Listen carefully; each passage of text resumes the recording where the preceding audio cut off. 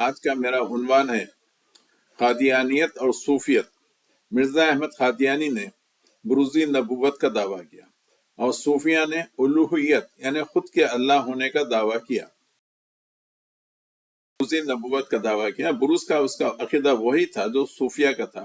بروز کا یہ عقیدہ آپ کو الغزالی کی کتاب اور شاہ عبدالعزیز کی کتاب اور قاسم نانوتوی کی کتابوں میں مل جائے گا۔ سیم عقیدہ، دونوں میں کوئی فرق نہیں ہے۔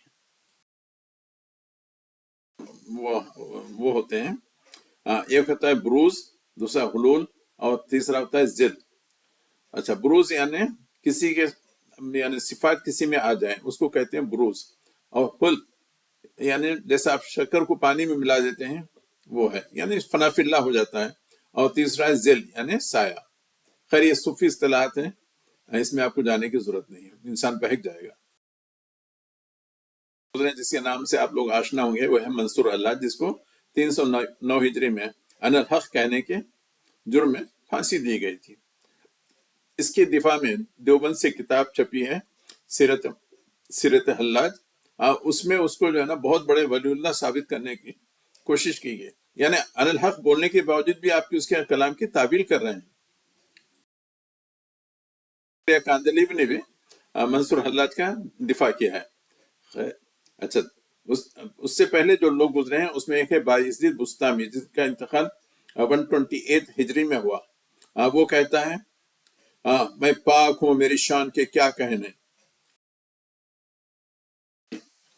لاہور کے داتا گنج بخش کہتے ہیں، وہ کہتے ہیں کہ ان کے منہ سے جو جملہ نکلا ہوا ہے وہ ان کا کہنا نہیں ہے، وہ اللہ تعالیٰ کا جملہ تھا جو ان کے منہ سے نکلا، اور یہ لکھا ہوا ہے کلام مرغوب، اور یہ کشف المحجوب کا ترجمہ ہے، صفحہ نمبر 442 پر ہے۔ یزید بستامی نے یہ بھی کہا، یہ ایرانی تھا بدمعاش، میرے جبے میں اللہ کے سوا کچھ نہیں۔ پھر اس نے یہ بھی کہا، میری بادشاہی خدا کی بادشاہی سے عظیم ہے، بڑی ہے۔ اس نے کہا میرے جبے میں اللہ کے سوا کچھ نہیں، اللہ کے سوا کوئی اور نہیں۔ اچھا، پھر ایک دوسرا ہے ابو الحسن خرخانی، وہ کہتا ہے میں اپنے پروردگار سے صرف 2 سال چھوٹا ہوں۔ یہ آپ کو زکریا کاندیوی کی کتاب اکابر کا سلوک و احسان میں ملے گا، پھر آپ کے انور شاہ کاشمیری دیوبندی ان کی کتاب فیض الباری میں بھی ملے گا۔ خیر، تو وہ ہے یعنی انسان میں جب اللہ کی صفات آ جاتی ہیں، سنیے، انسان میں اللہ کی صفات آ جاتی ہیں تو وہ مردوں کو زندہ کر سکتا ہے۔ اس کے 3 مثالیں ہیں۔